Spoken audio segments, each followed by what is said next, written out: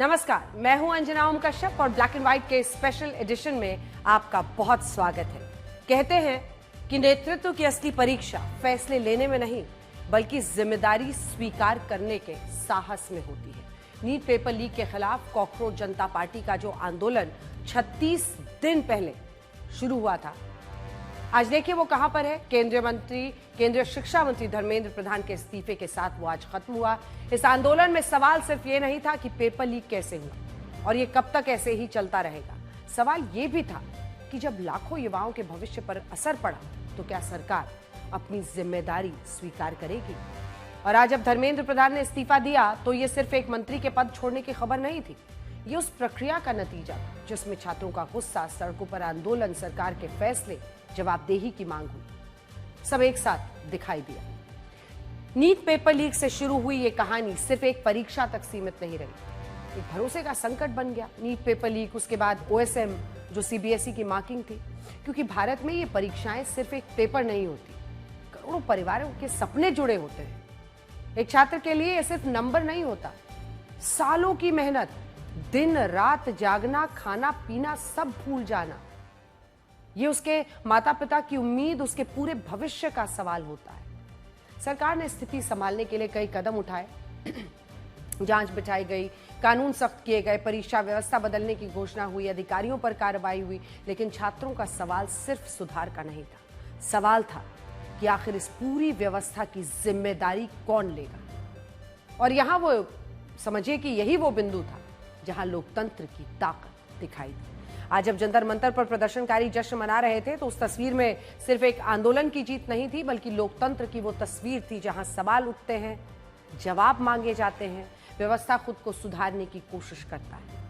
और इस सब के साथ लोकतंत्र में हर जीत के बाद एक नई जिम्मेदारी भी आती है। अब असली जिम्मेदारी, असली परीक्षा सरकार की है। क्या वो सिर्फ इस्तीफे तक सीमित रहेगी या परीक्षा व्यवस्था में वो बदलाव करेगी जिससे दोबारा किसी युवा को अपने भविष्य के लिए सड़क पर ना उतरना पड़े, जिससे दोबारा किसी बच्चे को आत्महत्या ना करनी पड़े।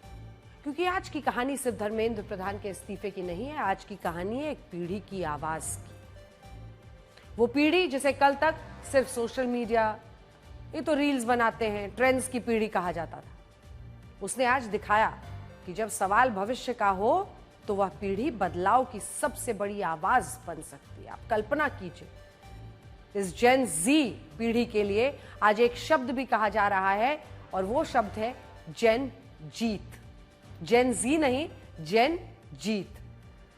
अब से अगले 1 घंटे तक हम इस इस्तीफे का संपूर्ण विश्लेषण करेंगे और आपको यह भी बताएंगे कि यह घटना भारतीय लोकतंत्र के लिए एक टर्निंग पॉइंट से कम नहीं है, और अगर ऐसा है तो क्यों। लेकिन इस विश्लेषण को हम इन शब्दों में शुरू करना चाहते हैं। ये शब्द हैं डेमोक्रेसी करेक्ट्स इटसेल्फ, यानी लोकतंत्र स्वयं अपना सुधार करता है। जब इस देश के लाखों युवा पेपर लीक के खिलाफ सड़कों पर उतरे तब सबसे बड़ी बहस यही थी कि भारत का लोकतंत्र इस पूरी घटना में किस पक्ष को चुनेगा। यानी सवाल सिर्फ धर्मेंद्र प्रधान के इस्तीफे का नहीं रह गया था, सवाल यह था कि मौजूदा व्यवस्था में लोकतंत्र किस ओर लौटेगा। और आज जब हमने इन तस्वीरों को देखा तो हमें सबसे पहले यही शब्द याद आए कि डेमोक्रेसी करेक्ट्स इटसेल्फ। आज सिर्फ केंद्रीय शिक्षा मंत्री धर्मेंद्र प्रधान का इस्तीफा नहीं हुआ है, आज ये पता चला है कि जब इस देश के युवाओं ने आवाज उठाई तो सरकार ने उस आवाज को सुना, संस्थाओं ने उस पर प्रतिक्रिया दी, व्यवस्था ने खुद को सुधारा।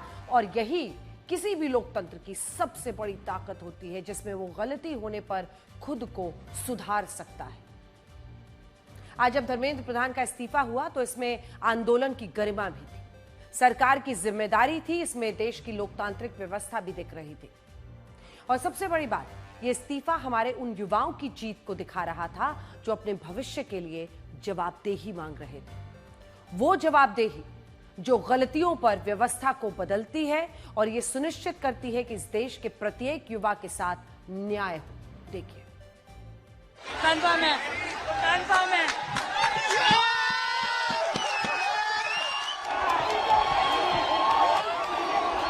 We have done it!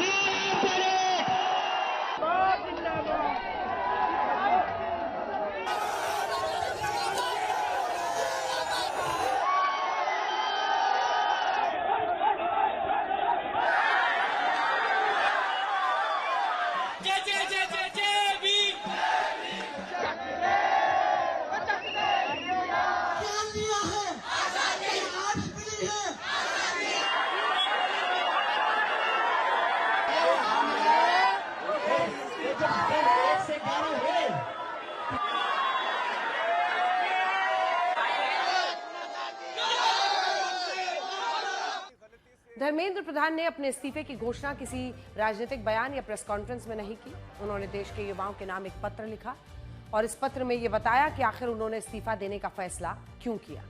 लिखा कि यह मामला उनके व्यक्तिगत सम्मान या प्रतिष्ठा का नहीं है। उनके लिए सबसे महत्वपूर्ण देश की युवा आबादी है और वो नहीं चाहते थे कि देश के छात्र भ्रम, विवाद, राजनीतिक संघर्ष के जाल में फंसे। और यही वजह बताते हुए उन्होंने कहा कि जंतर मंतर समेत देश भर में बन रहे हालात राष्ट्रीय एकता बनाए रखने, किसी भी राष्ट्र विरोधी ताकत को इस मुद्दे का फायदा उठाने से रोकने, छात्रों के भविष्य को लंबे कानूनी विवादों में उलझने से बचाने और ये सुनिश्चित करने के लिए कि देश के बच्चे अपना समय आंदोलन नहीं बल्कि पढ़ाई, अपने करियर पर लगा सके। इसके लिए आज ही उन्होंने प्रधानमंत्री मोदी को अपना इस्तीफा सौंप दिया। और उनके इस पत्र को आइए हम आपको दिखाते हैं, क्योंकि इसका निष्कर्ष यही है, जो पत्र हम आपको दिखा रहे हैं इसका निष्कर्ष ये है कि जंतर मंतर पर छात्रों का जो विरोध प्रदर्शन हुआ उससे दबाव बना और उसी के बाद धर्मेंद्र प्रधान का ये इस्तीफा हुआ है। औपचारिक रूप से अभी ये स्पष्ट नहीं हुआ है कि ये इस्तीफा सरकार ने धर्मेंद्र प्रधान से मांगा था या धर्मेंद्र प्रधान ने खुद अपनी स्वेच्छा से ये इस्तीफा दिया, लेकिन सूत्र ऐसा बता रहे हैं कि खुद धर्मेंद्र प्रधान ने अपने इस्तीफे की पहल की और ये इस्तीफा उन्होंने दिया है। साल 2014 में मोदी सरकार बनने के बाद ये दूसरी बार है जब किसी मौजूदा केंद्रीय मंत्री ने जनता के दबाव और उठते सवालों के बीच अपना पद छोड़ा है। इससे पहले साल 2018 में तत्कालीन विदेश राज्य मंत्री एमजे अकबर ने इस्तीफा दिया था और अब धर्मेंद्र प्रधान का नाम भी इस सूची में जुड़ गया है। यह भी तब हुआ है जब धर्मेंद्र प्रधान उन चुनिंदा नेताओं में शामिल थे जो साल 2014 से मौजूदा सरकार में लगातार मंत्री थे। इस पूरे घटनाक्रम को कुछ लोग सरकार की जवाबदेही के तौर पर देख रहे हैं, जबकि कुछ इसे एक ऐसा कदम मान रहे हैं जिससे सरकार ने विवाद को खत्म करने, छात्रों के भरोसे को बनाए रखने की एक कोशिश की। कुल मिलाकर देखें तो धर्मेंद्र प्रधान का इस्तीफा मोदी सरकार के 12 साल के कार्यकाल में उन चुनिंदा मौकों में शामिल हो गया है जब लगातार बढ़ते दबाव के बीच किसी मौजूदा केंद्रीय मंत्री ने अपना पद छोड़ा। और इसके बाद जंतर मंतर पर मौजूद प्रदर्शनकारियों ने किस तरह जश्न मनाया वो भी आप देखिए।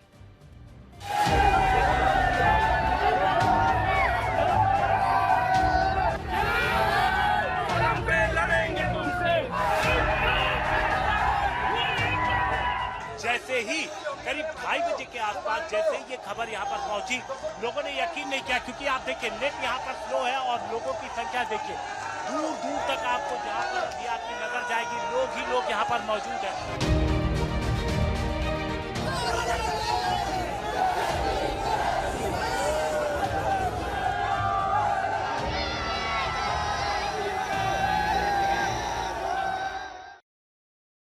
धर्मेंद्र प्रधान का इस्तीफा किसी एक घटना की वजह से नहीं हुआ। इसके पीछे कई महीनों से चल रहे विवाद, छात्रों की नाराजगी, लगातार बढ़ता दबाव, एक के बाद एक पेपर लीक, गलत ब्लैकलिस्टेड लोगों को बार बार टेंडर मिलना, कई सारी परीक्षाओं में लीक होना और परीक्षा लीक होने के बाद, पेपर रद्द होने के बाद री एग्जाम की वजह से कई बच्चों का सुसाइड कर लेना।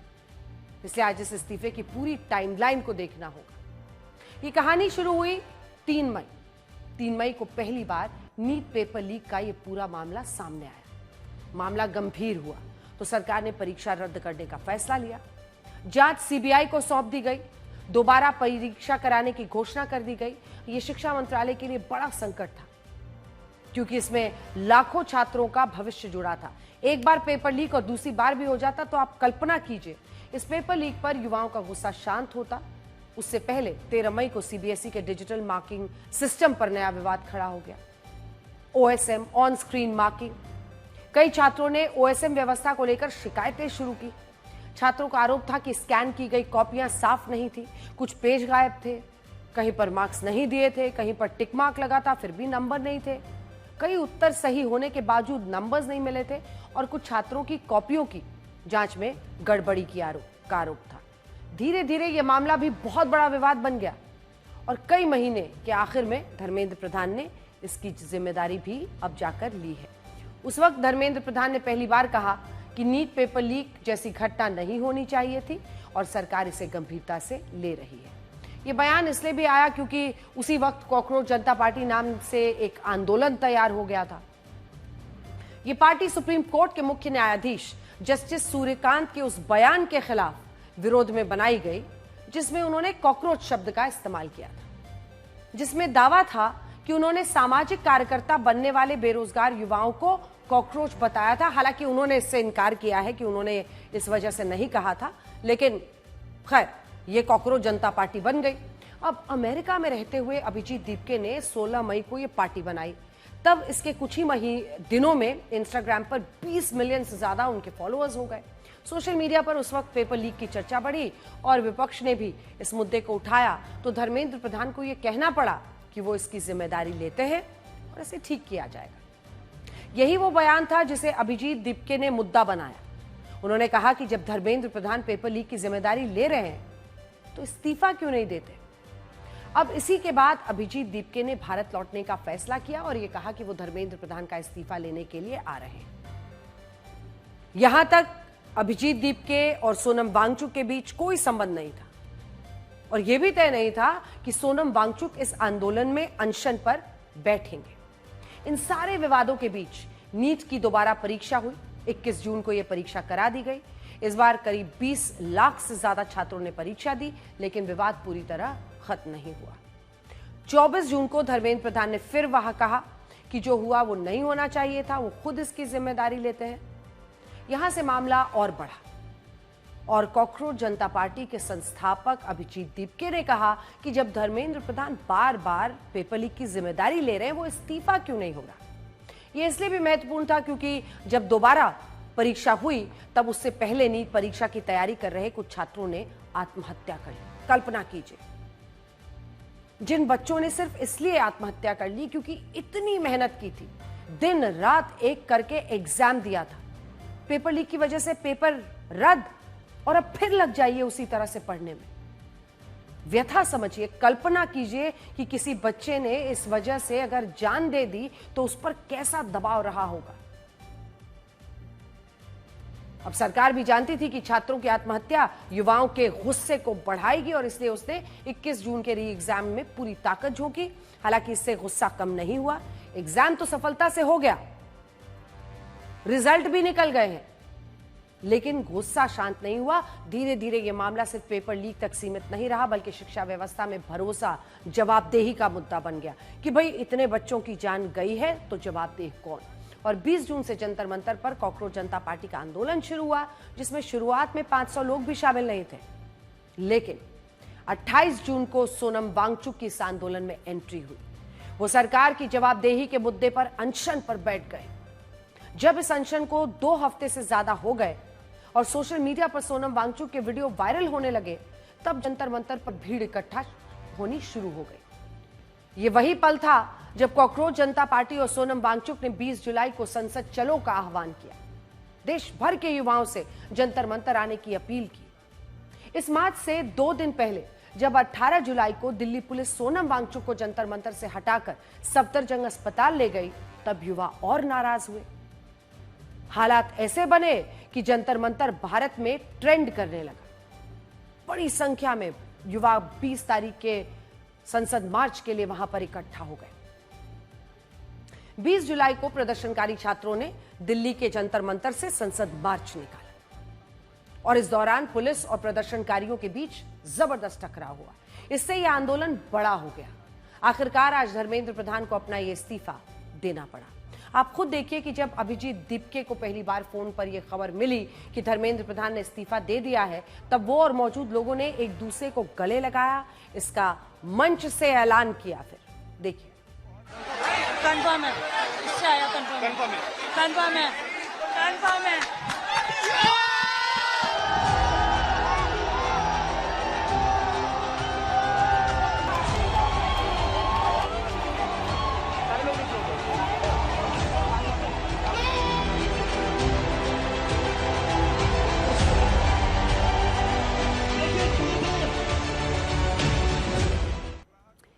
इस इस्तीफे के बाद अभिजीत दीपके ने मंच से एक भाषण भी दिया और यह कहा कि अगर लोग अपनी मांगों को लेकर मजबूती से खड़े रहे डरे नहीं तो लोकतंत्र में बदलाव संभव है।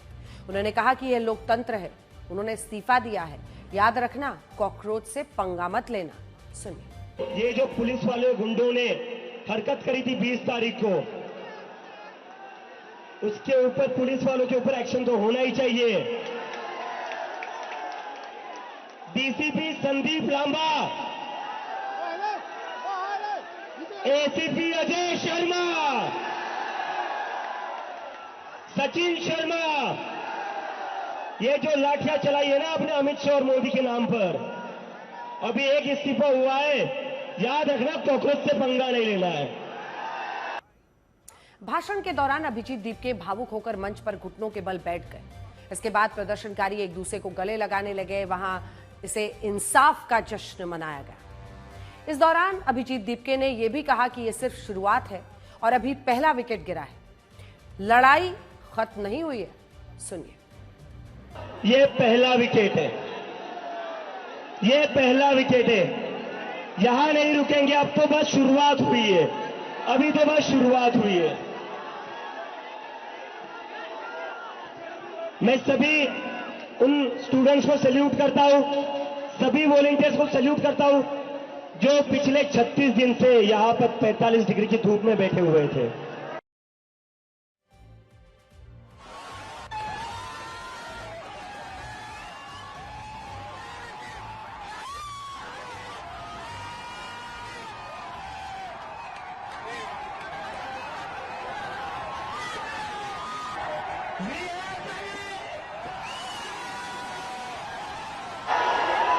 This is for them. ये उन सभी बच्चों के लिए जिनकी जिंदगी धर्मेंद्र प्रधान ने ली थी।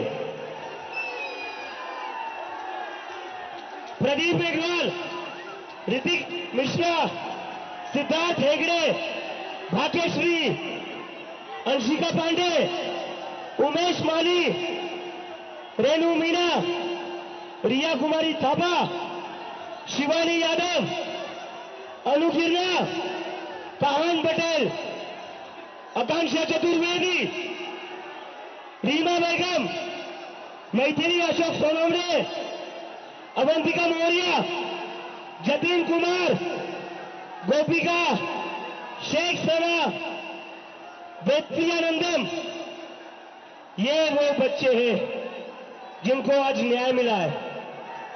मैं चाहता हूं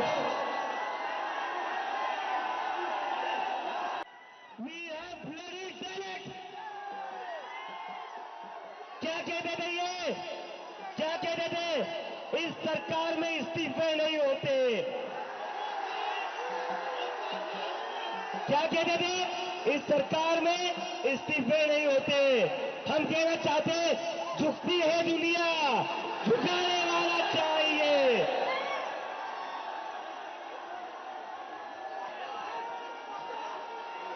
Vaishnavi, give me the names of all the NEET वाले बच्चों का बैनर लो।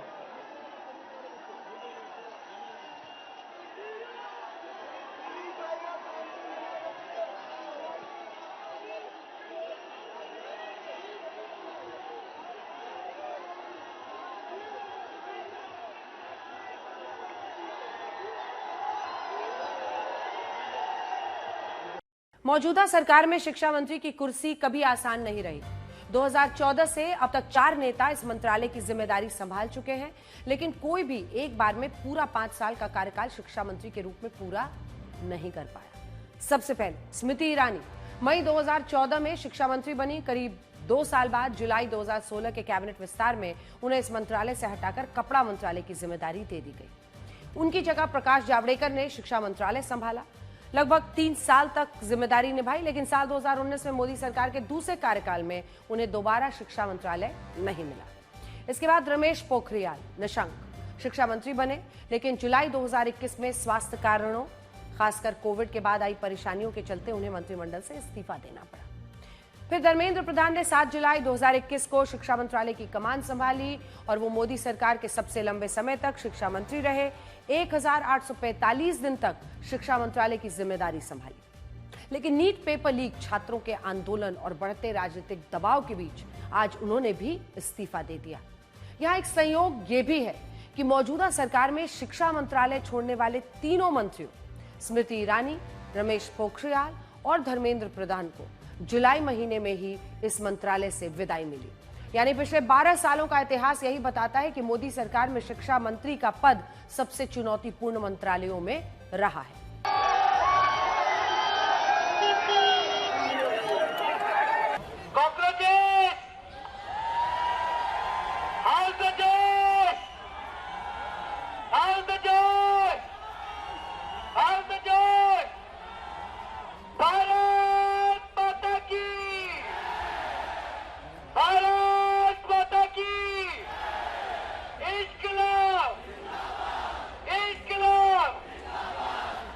धर्मेंद्र प्रधान जी ने आज सुबह इस्तीफा दे दिया है।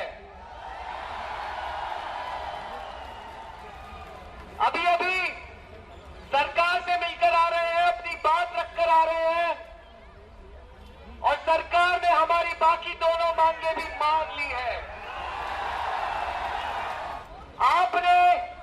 आप सब लोगों ने मिलकर इतिहास रच दिया है।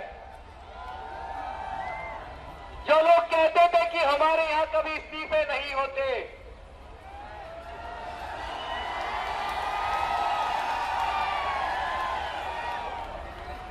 इस्तीफा तो आज आप लोगों ने ले ही लिया है। हमारी सभी मांगों को मान लिया गया है, इसलिए जंतर मंतर का प्रदर्शन हम यही समाप्त कर रहे हैं।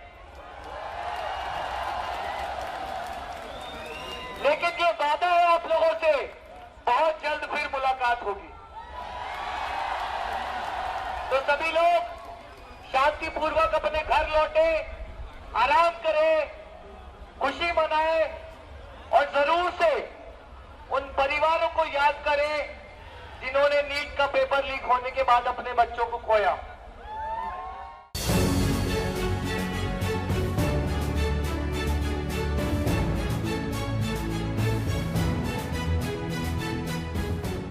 यहां यह भी देखना होगा कि इस्तीफा कब हुआ।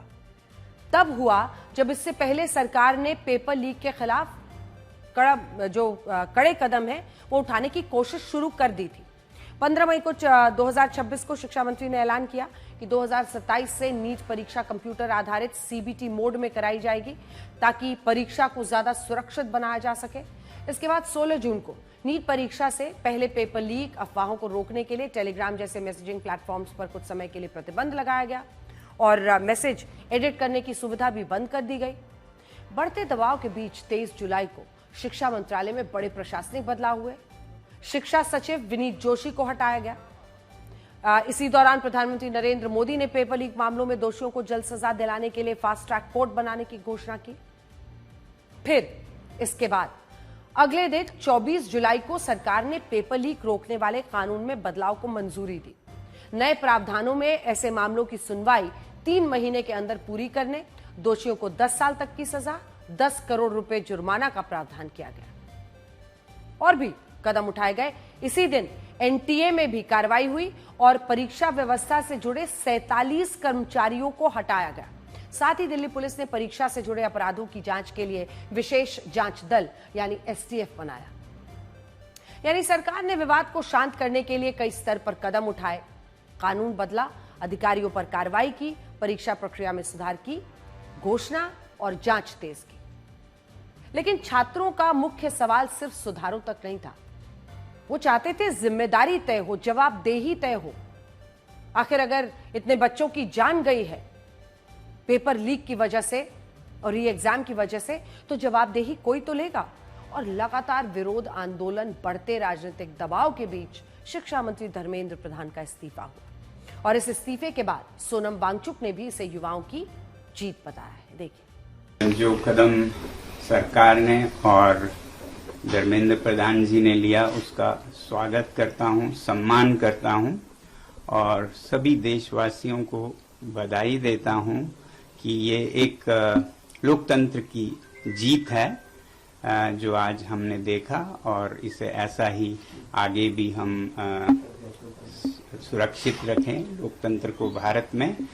और देश की युवा पीढ़ी को मैं बधाई देना चाहता हूं और धन्यवाद देना चाहता हूं सीजेपी के हमारे टीम और भाइयों और बहनों को, जिन्होंने ये मुद्दा उठाया सबसे पहले, और जो वॉलंटियर्स जिन्होंने उनका साथ निभाया, जो देश भर से छात्र और युवा खड़े हुए, उन सब का सम्मान करता हूं मैं।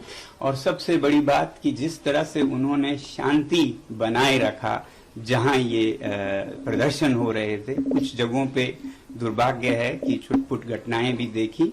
मुझे उम्मीद है कि इस शांति को हम बनाए रखें और कहीं भी कोई गलत बात नहीं होगी आगे भी। ये जो शक्ति है लोकतंत्र की, वो हमारी शांति से हुई है, ना कि हमारे बाजुओं के बल से। अब बड़ा सवाल यह है कि आगे क्या होगा। तो इस इस्तीफे के बाद सरकार और कॉकरोच जनता पार्टी के बीच आज तीसरे दौर की बातचीत हुई, इसमें सरकार की ओर से केंद्रीय मंत्री जेपी नड्डा, डॉक्टर जितेंद्र सिंह शामिल हुए।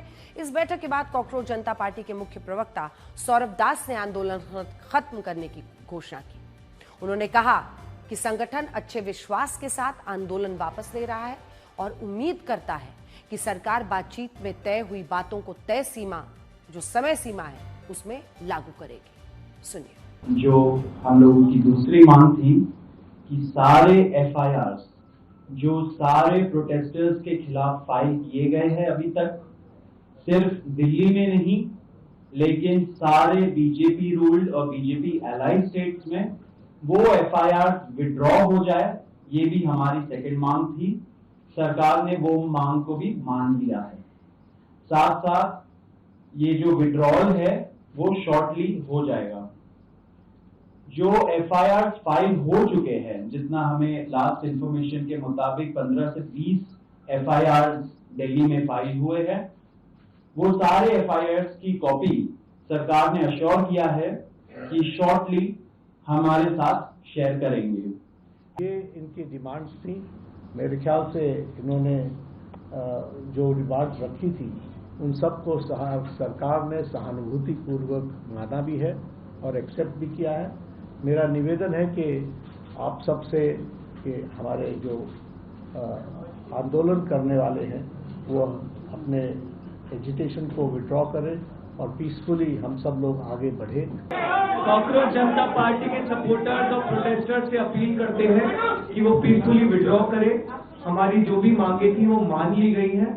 आगे की जो भी रणनीति होगी उससे हम आपको जल्द अवगत कराएंगे। हमारा जो डिमांड चार्टर है वो हमने सरकार को सबमिट किया है, परसों कल सबमिट किया था, और सरकार से अगले 4 हफ्तों में फिर से हमारे डेलीगेशन की मुलाकात होगी उस डिमांड चार्टर को लेकर। लेकिन अभी हम तमाम हमारे जो भी सपोर्टर्स हैं, प्रोटेस्टर्स हैं, जो अलग अलग जगहों पर मौजूद हैं, जंतर मंतर पर मौजूद हैं, उनसे हम रिक्वेस्ट करते हैं कि पीसफुली विड्रॉ करें। सरकार ने कॉकरोच जनता पार्टी की तीनों मांगों को मान लिया। इनमें पहली मांग थी शिक्षा मंत्री धर्मेंद्र प्रधान का इस्तीफा, मांग पूरी हुई। सीजेपी की दूसरी बड़ी मांग थी आंदोलन में शामिल छात्रों के खिलाफ दर्ज सभी मुकदमे वापस हों, माना गया, सरकार ने सहमति जताई। पार्टी प्रवक्ता सौरभ दास ने कहा है कि सरकार ने भरोसा दिया है कि प्रदर्शनकारियों और आयोजकों के खिलाफ दर्ज मामलों को वापस लिया जाएगा। उन्होंने ये भी बताया कि दिल्ली में करीब 15 से 20 एफआईआर दर्ज होने की जानकारी है और उनकी कॉपी भी प्रदर्शनकारियों को उपलब्ध कराई जाएगी। सीजेपी की तीसरी मांग थी कि पेपर लीक विवाद के बाद आत्महत्या करने वाले जो छात्र हैं उनके परिवारों को मुआवजा दिया जाए, 1 करोड़ रुपए का मुआवजा। सरकार ने इस मांग पर भी सकारात्मक रुख दिखाया है, यानी सारी मांगें सरकार ने बिना शर्त स्वीकार कर ली। और इसके बाद दिल्ली पुलिस ने जंतर मंतर पर बैठे सभी प्रदर्शनकारियों से जंतर मंतर खाली करने के लिए कहा है। और जंतर मंतर के आसपास बंद किए गए जो 18 मेट्रो स्टेशन थे, उन मेट्रो स्टेशन के एंट्री गेट भी खोल दिए गए। आप हमारी ये रिपोर्ट देखिए। सीजेपी के प्रोटेस्ट के चलते पिछले 3 दिनों से लगातार बंद पड़े दिल्ली मेट्रो के गेट को जो है वो फिलहाल खोला गया है। 3 मेट्रो स्टेशन है जिसमें राजीव चौक, सेंट्रल सेक्रेटेरिएट और मंडी हाउस के गेट्स को जो है वो खोल दिया गया। ये तस्वीरें राजीव चौक मेट्रो स्टेशन की है, जहां पर तमाम जो स्टूडेंट्स पिछले कई दिनों से जंतर मंतर पर जुटे हुए थे, मेट्रो स्टेशन बंद होने के चलते उनको परेशानी का सामना करना पड़ता था। लेकिन अब फिलहाल ये गेट जो है वो खोले गए हैं। यूनियन मिनिस्टर धर्मेंद्र प्रधान के इस्तीफे के बाद तमाम जो सुबह से ही जितने प्रदर्शनकारी कनॉट प्लेस, जंतर मंतर और हजारों की भीड़ आज सुबह से ही जो है वो जंतर मंतर पर देखने को मिल रही थी। जैसे ही रेजिग्नेशन आया उसके बाद से ही लोगों में एक जश्न का माहौल जो है वो देखने को मिल रहा था। उसके बाद से अब धीरे धीरे तमाम जो स्टूडेंट्स दिल्ली और अलग अलग इलाकों से जो है वो आए थे, वो फिलहाल अब धीरे धीरे मेट्रो के जरिए जो है वो वापस जाते हुए नजर आ रहे हैं। जंतर मंतर से कुछ दिन पहले तक सरकार के खिलाफ नारे गूंज रहे थे, आज वही तस्वीर बदल गई। वही मंच, वही भीड़, लेकिन माहौल बिल्कुल अलग। जहां कल तक प्रदर्शन था, आज वहां जश्न था। जहां मांग थी इस्तीफे की, वहां धन्यवाद और जीत के नारे थे। प्रदर्शनकारी जंतर मंतर पर तैनात पुलिसकर्मियों का भी मुंह मीठा कर रहे थे। यानी नीट पेपर लीक से शुरू हुई ये लड़ाई आज एक बड़े राजनीतिक घटनाक्रम में बदल गई और धर्मेंद्र प्रधान के इस्तीफे के साथ ही विपक्ष ने इसे सरकार की जवाबदेही बताया। प्रदर्शनकारियों ने इसे अपने आंदोलन की सफलता कहा। देखिए।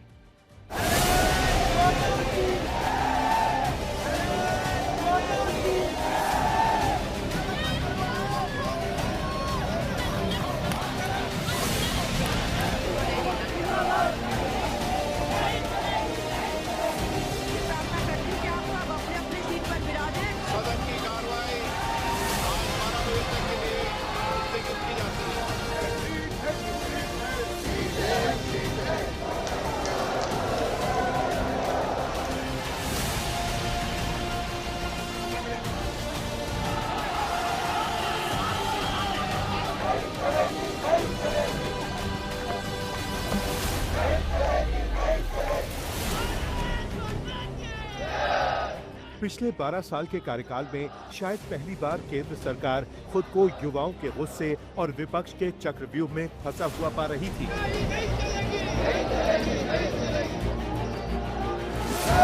सदन की कार्रवाई आज 12 बजे तक के लिए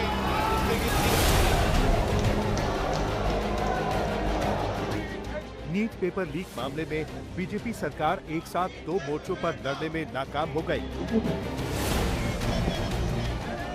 पहला मोर्चा था जंतर मंतर, जहां गुस्से से तमतमाए चेहरे लिए हजारों युवा सरकार की ईंट से ईंट बजाने के लिए तैयार खड़े थे। मुझे क्या लगता है उससे फर्क नहीं पड़ता। अब सरकार को तय करना है वो इस्तीफा लेते या नहीं लेते। अगर नहीं लेते तो हमारा आंदोलन जारी रहेगा। और दूसरा मोर्चा था देश की संसद, जहां पूरा विपक्ष सरकार को एक पल भी चैन से बैठने नहीं दे रहा था। संसद का मॉनसून सत्र युवाओं के गुस्से की आग में सूखा जा रहा था। विपक्ष के नेता पुलिस द्वारा छात्रों पर हुए लाठीचार्ज से आग बबूला थे। संसद के मकर द्वार पे जोरों शोरों से इस समय धरना प्रदर्शन चल रहा है। धरना प्रदर्शन करने वाले हैं सारे विपक्षी नेता। अखिलेश यादव की बात करें तो वो इस समय काले कपड़ों के अंदर पहुंचे हैं। राहुल गांधी खड़े हैं काले कपड़ों के अंदर, प्रियंका गांधी वाड्रा खड़ी हैं और ये सब बड़े जितने भी विपक्षी नेता हैं वो सब एकजुट है, एक साथ हैं और खड़े हैं पीछे और बोल रहे हैं कि जो उनकी मांगे हैं, जो एक अहम मांग है, वो मांग है कि धर्मेंद्र प्रधान अपना इस्तीफा दें। वो सभी लोग यहाँ आपको पीछे नजर आएंगे। और आखिरकार करीब 36 दिनों बाद सीजेपी को वो मिल गया जिसकी वो मांग कर रहे थे, शिक्षा मंत्री धर्मेंद्र प्रधान का इस्तीफा।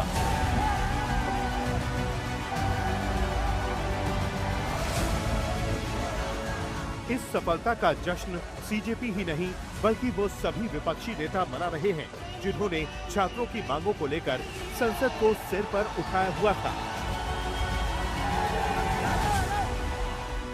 The first one and most important one, anybody who has raised a finger on our students, beaten them, shot at them, has to be held accountable. People who've organized it, people who've implemented it, all have to be punished. And the final demand that the Prime Minister of India, out of respect for the students of India, out of respect for the future of India, has to apologize to the students who were brutalized and attacked. They have done it non-violently. Pellet guns were fired at them. Tear gas was fired at them. They were beaten with lathis. They had injuries, serious injuries, but they did not bend. The government had to bend to their will. जिस सरकार ने अभी तक राजनीतिक दबाव में किसी मंत्री से इस्तीफा न लिया हो, उस सरकार के शिक्षा मंत्री ने खुद इस्तीफा दे दिया। ये एक बड़ी राजनीतिक घटना है और ऐसा तभी मुमकिन हो पाया जब युवाओं के मुद्दे पर विपक्ष के नेताओं ने भी संसद और सड़क एक कर दी। Hello everyone. आप सबको बहुत बहुत बहुत बधाई। हमारे देश के युवाओं को, जेनजी को बहुत बधाई। बहुत खुशी की बात है, आप लोगों का संघर्ष रंग लाया। धर्मेंद्र प्रधान को अल्टीमेटली इस्तीफा देना पड़ा। ये पूरी डेमोक्रेसी की बहुत बड़ी जीत है। प्राइमरी एजुकेशन से लेकर के हायर एजुकेशन तक पर सरकार को बहुत गंभीरता से सोचना पड़ेगा। धर्मेंद्र प्रधान के इस्तीफे को सीजेपी और विपक्ष के नेता एक बड़ी सफलता मान रहे हैं और इस सफलता का श्रेय युवा प्रदर्शनकारियों और विपक्ष के एक ऐसे अलिखित गठबंधन को जाता है जिसका तोड़ खोजना सरकार के लिए मुश्किल हो गया था। सरकार पर राजनीतिक और नैतिक दोनों तरह का दबाव था। सोनम वांगचुक का अनशन और हजारों की संख्या में जुटे युवाओं के तीखे सवाल सरकार पर नैतिक दबाव डाल रहे थे। मुख्य रूप से मांग दो ही थी, धर्मेंद्र प्रधान का इस्तीफा और पेपर लीक पर सख्त कार्रवाई।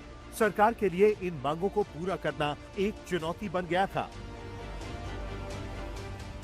दूसरी तरफ विपक्ष ने संसद की कार्यवाही को पूरी तरह से ठप कर दिया था। पिछले 5 दिनों से संसद के दोनों सदनों की कार्यवाही कुछ मिनटों से ज्यादा नहीं चल पाई।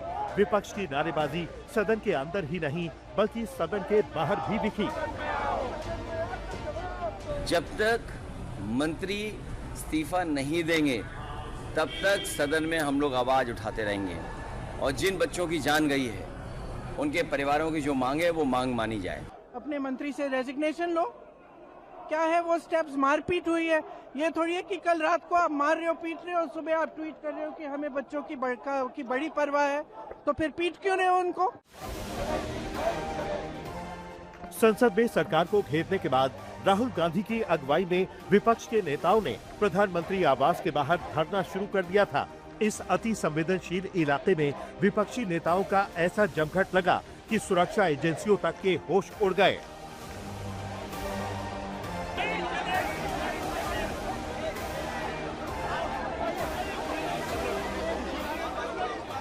विपक्ष ने केंद्र सरकार से युवा प्रदर्शनकारियों पर किए गए लाठीचार्ज पर सवाल पूछे, आंसू गैस के इस्तेमाल पर घेरा और सोनम वांगचुक का अनशन खुलवाने की अपील की। प्रधानमंत्री आवास के बाहर हुए इस धरना प्रदर्शन से सख्ती से निपटा गया। सरकार खुद उचका रही है कि देश में अनारकी हो और फिर उसको दबाया जाए, लाठीचार्ज करा जाए, मारा जाए और डरा के उनको जेल में रखा जाए। बहुत ही कायरतापूर्वक तरीके से हमारे नेता राहुल गांधी को घसीटकर हिरासत में लिया।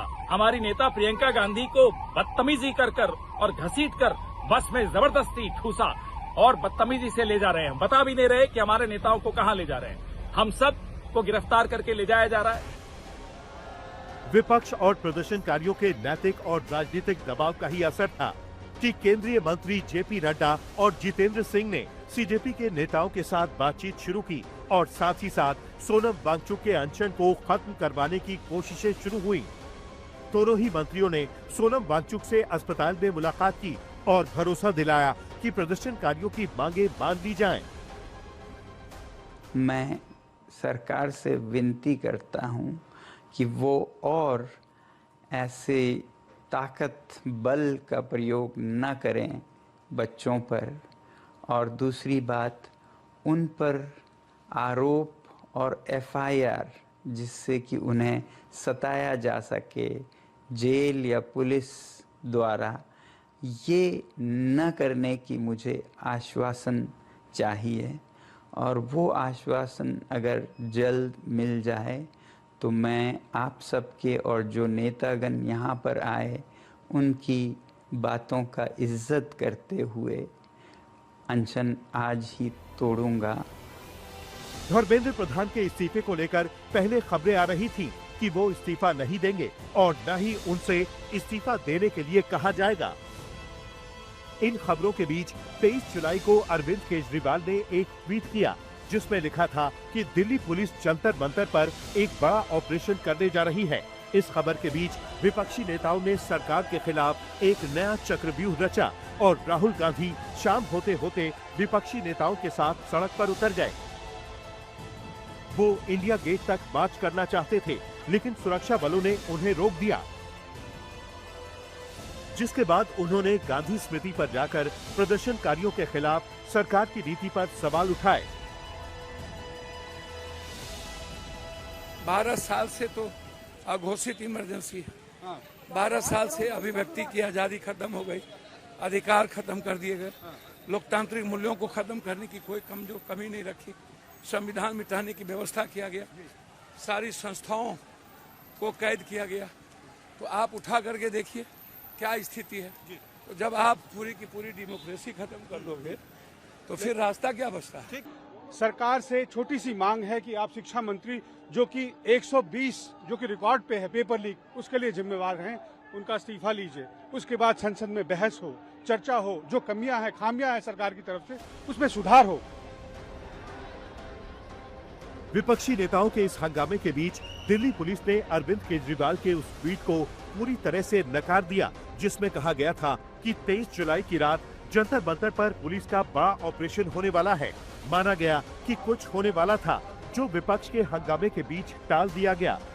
और उधर जंतर मंतर पर बेखबर प्रदर्शनकारियों की नारेबाजी का दौर जारी था।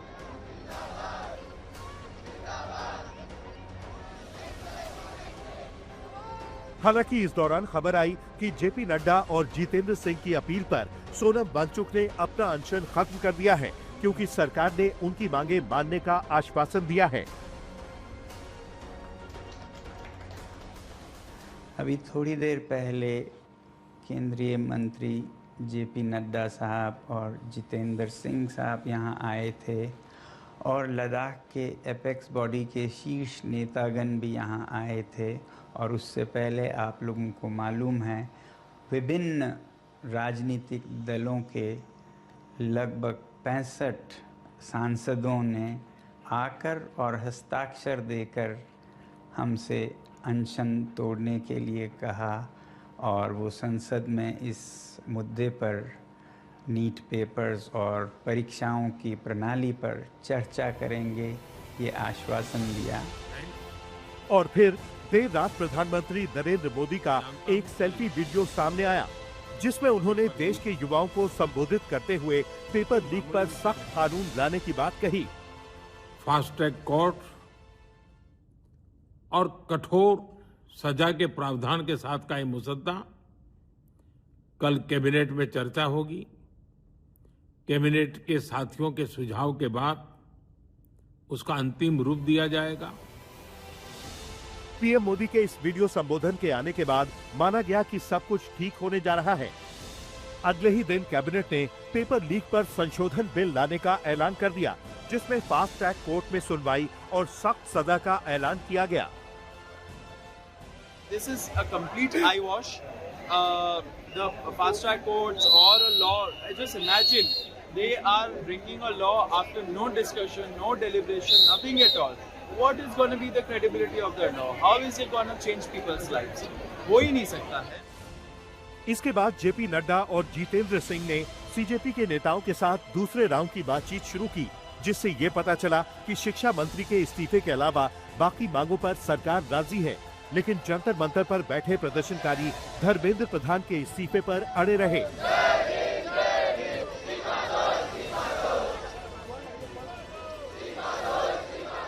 प्रोटेस्ट कॉल ऑफ नहीं होगा, क्योंकि ये मूवमेंट अब एक अभिजीत दीपचे या एक सोनम वांगचुक सर का नहीं है, ये मूवमेंट अब पूरे देश के युवाओं का बन चुका है और तभी पूरे देश में प्रोटेस्ट हो रहे हैं। तो इस्तीफे से कम मंजूर नहीं है। धर्मेंद्र प्रधान इस्तीफा दो।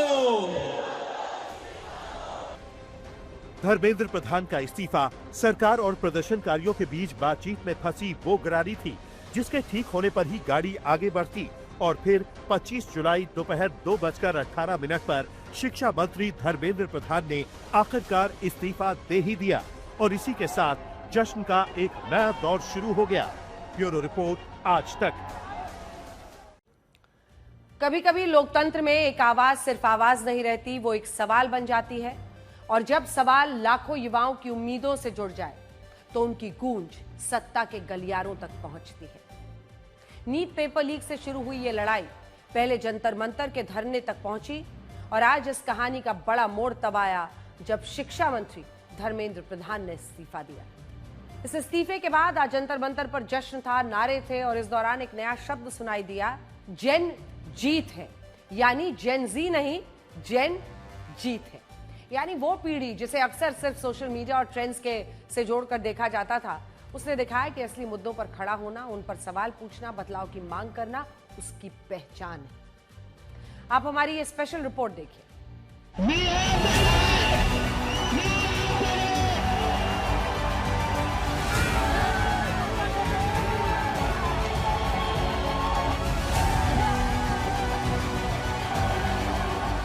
जंतर मंतर पर कल रात तक किसी को नहीं पता था कि ये प्रदर्शन 25 जुलाई की शाम तक खत्म हो जाएगा।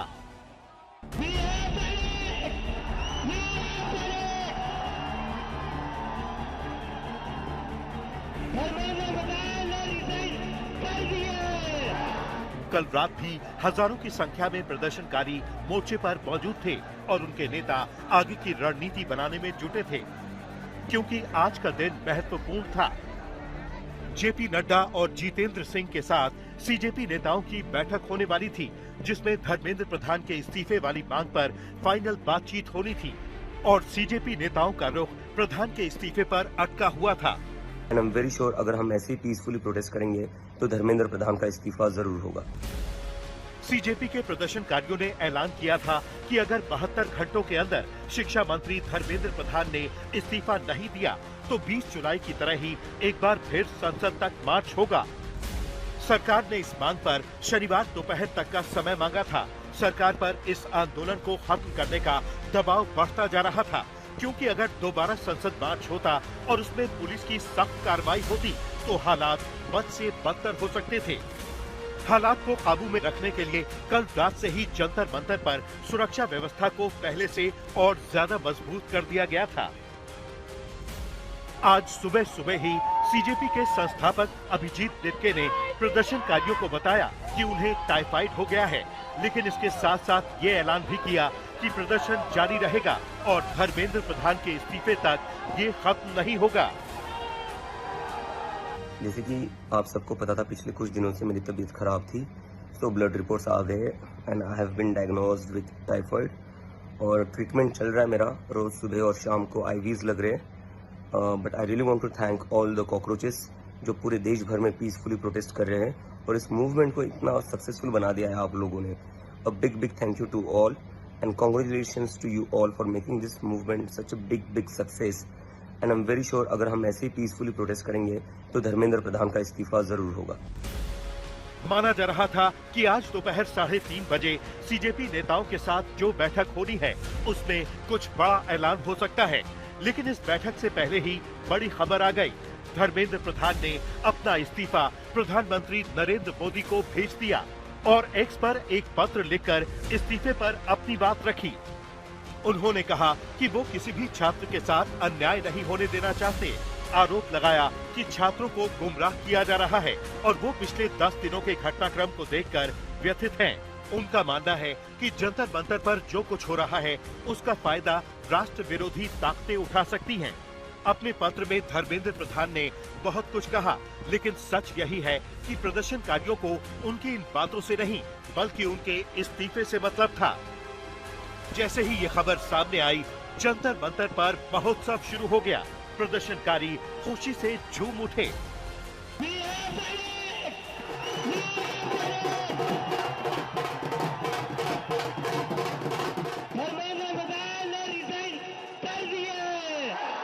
धर्मेंद्र प्रधान के इस्तीफे की खबर सुनकर सीजेपी के नेताओं की आंखें चमक उठी। उन्हें वो मिल गया जिसके लिए वो पिछले 36 दिनों से लड़ रहे थे, पुलिस की लाठियां खा रहे थे। और इस सफलता की गरज जंतर मंतर के मंच से दिखी और ऐलान हुआ, झुकती है दुनिया, झुकाने वाला चाहिए। आज धर्मेंद्र प्रधान का इस्तीफा हुआ है, इसके लिए मुझे हीरो मत बनाना, ये गलती मत करना, ये गलती मत करना। मुझे धर्मेंद्र प्रधान के इस्तीफे की वजह से हीरो मत बनाना। एक इंसान को हीरो बनाने की वजह से ही देश का कबाड़ा हुआ है। एक इंसान को अपने संविधान से बड़ा बना दिया, सारे इंस्टीट्यूशन से बड़ा बना दिया, सारे चीजों से बड़ा बना दिया। जब आप एक इंसान को मुद्दे से बड़ा बनाते हैं, इंस्टीट्यूशन से बड़ा बनाते हैं, संविधान से बड़ा बनाते हैं, तो वो इंसान देश का कबाड़ा ही करेगा। तो मुझे कोई भी हीरो नहीं बनाएगा। नारे लगेंगे भारत माता की जय के। प्रधान के इस्तीफे के बाद एक बात और साफ हो गई कि कोई और संसद मार्च नहीं होने जा रहा है। सरकार ने राहत की सांस ली, लेकिन उन्हें प्रदर्शनकारी नेताओं की तरफ से पक्का वादा चाहिए था। इसीलिए जेपी नड्डा और जितेंद्र सिंह के साथ सीजेपी नेताओं की जो बैठक तय हुई थी, वो तय समय पर हुई। इस बैठक के बाद एक साझा प्रेस कॉन्फ्रेंस की गई, जिसमें सीजेपी ने वो ऐलान किया जिसके लिए सरकार पिछले 5 दिनों से लगी हुई थी। धरना खत्म होने के इस ऐलान के बाद तो सरकार को ऐसा लगा जैसे दिल्ली की आबोहवा शांत हो गई है। पिछले 5 दिनों से नई दिल्ली का पूरा क्षेत्र युवाओं के गुस्से से दहक रहा था और इसकी तपिश संसद में महसूस की जा रही थी। धरना खत्म होने का ऐलान हुआ तो सब कुछ शांत हो गया। ये तूफान के गुजर जाने के बाद की शांति थी, जिसमें उपद्रव का दंश भी था और सफलता का शोर भी। धरना खत्म होने के ऐलान के साथ ही जंतर मंतर पर मिठाई खाने खिलाने का दौर शुरू हो गया। म्यूजिक पर थिरकते नौजवान नजर आने लगे। मंच जोशीले नारों से गूंज उठा। सुरक्षा में लगे पुलिस कर्मियों ने भी अब राहत की सांस ली और माइक से ऐलान किया गया कि प्रदर्शनकारियों की मांगे मान ली गई हैं, इसलिए अब वो अपने घरों को लौट जाएं। प्रदर्शन के खत्म होने के बाद दिल्ली के जिन मेट्रो स्टेशंस को बंद कर दिया गया था, उन्हें खोल दिया गया ताकि प्रदर्शनकारी धीरे धीरे अपने घर लौट जाएं। मांगे मान ली गई थी। सरकार को युवा शक्ति ने घुटनों पर ला दिया। मिशन पूरा हो चुका था, इसलिए धरना स्थल खाली होने लगा। ब्यूरो रिपोर्ट, आज तक। तो आज के लिए ब्लैक एंड व्हाइट में इतना ही। अब आपसे हमारी अगली मुलाकात होगी कल रात 9 बजे। तब तक खुश रहिए, सुरक्षित रहिए, स्वस्थ रहिए। और सहानुभूति का नया नियम यह है कि जब तक दुख का कोई वीडियो प्रूफ ना हो, लोग संवेदना की पहली किश्त भी जारी नहीं करते। नमस्कार।